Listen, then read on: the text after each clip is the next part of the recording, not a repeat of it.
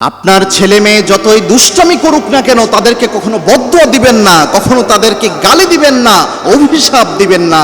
কেননা মায়ের দোয়া যেমন তেমন দোয়া নয়।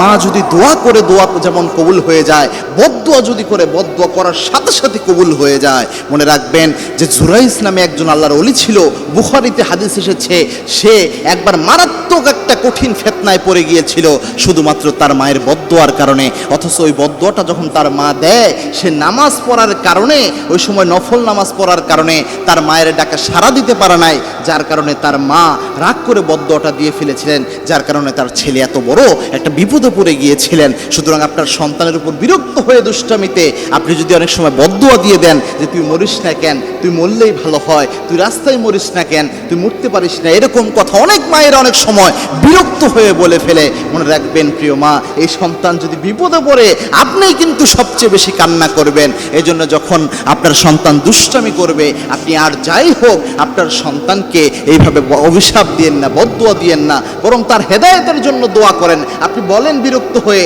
আল্লাহ তোকে হেদায়েত দান করুক, আল্লাহ তোর উপর রহম করুক, আল্লাহ তোকে সঠিক বুঝ দান করুক, এরকমভাবে তাকে বকা দেন, এরকমভাবে তাকে গালি দেন, তাহলে আপনার সন্তানকে হেদায়েতের নূর আল্লাহ রাব্বুল আলামিন দান করে দিবেন।